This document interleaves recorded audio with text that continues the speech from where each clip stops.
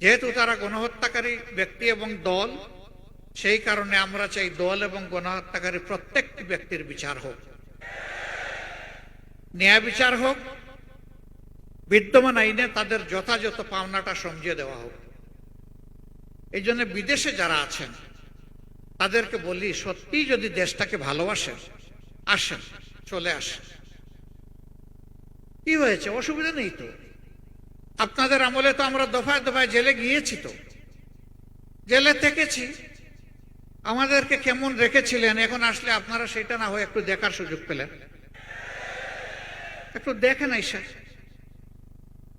আপনারা মিথ্যা মামলায় সাজানো সাক্ষীতে পাতানো আদালত দিয়ে আমাদের নেতৃবৃন্দকে ফাঁসি দিয়েছেন, খুন করেছেন। কিন্তু আপনারা তো প্রকাশ্য দিবালোকের খুন করেছেন।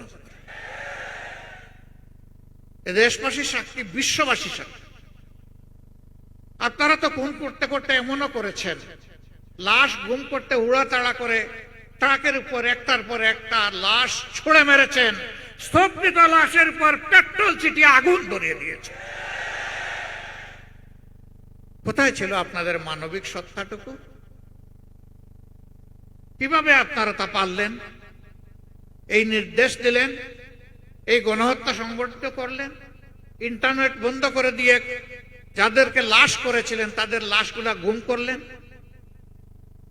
আজও অনেক জায়গায় গেলে অনেক মানুষ এসে হাত ধরে কেঁদে ফেলে, বলে কেউ কেউ তো তাদের বাবার লাশ পেয়েছে, কবর পেয়েছে।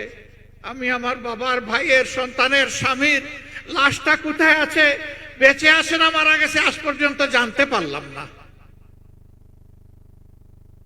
এদেরকে আমরা কি সান্ত্বনা দেব? তাই তো করেছে।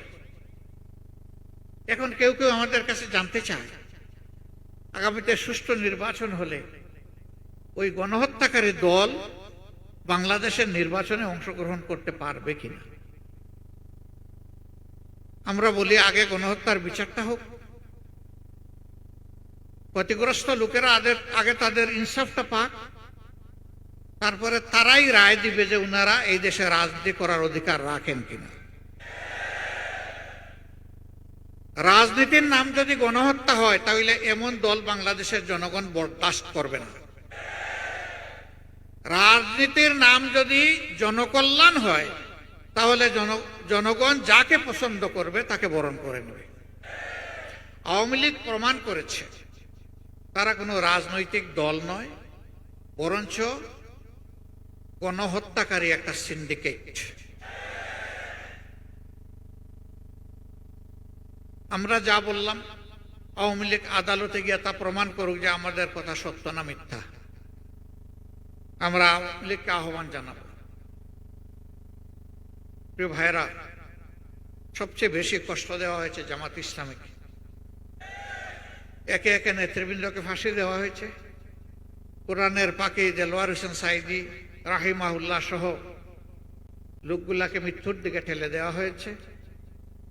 অসংখ্য লোককে গুম করা হয়েছে, পঙ্গু করা হয়েছে, ঘরবাড়ি বিধ্বস্ত করা হয়েছে। আমাদের সবগুলা অফিস তাদের পুরা সময় জুড়ে তালাবদ্ধ করে রেখেছে, আমাদের নিবন্ধন কেড়ে নিয়েছে। শেষ পর্যন্ত দিশাহারা হয়ে তাদের রাজনৈতিক আত্মহত্যার 4 দিন আগে আমাদেরকে নিষিদ্ধ করেছে। আল্লাহর দরবারে লাখো শুকরিয়া।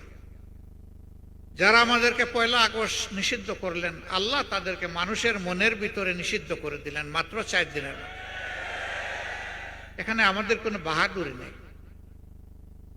অনেকে এই আন্দোলনের কৃতিত্ব দাবি করেন, আবার অনেকে এই আন্দোলনকে মানতেও পারেন না। আমরা বলি যে এই আন্দোলনের মূল কৃতিত্ব আল্লাহ রাব্বুল আলামিন। তিনি জাতির সন্তানদেরকে হিম্মত দিয়েছিলেন বুক সোজা করে দাঁড়াবার, গুলি বুকে পেতে নেওয়ার। তা আল্লাহর পছন্দ হয়েছে, মঞ্জুর হয়েছে, কবুল হয়েছে, তাই ফেসিবাদের পতন হয়েছে। মানুষ হিসাবে 18 কোটি মানুষ এর সফলতার দাবিদার, আর নেতৃত্বের সফলতার দাবিদার আমাদের ছাত্র, তরুণ, যুব সমাজ। এইটাও অনেকে দেখে মানতে রাজি হয় না।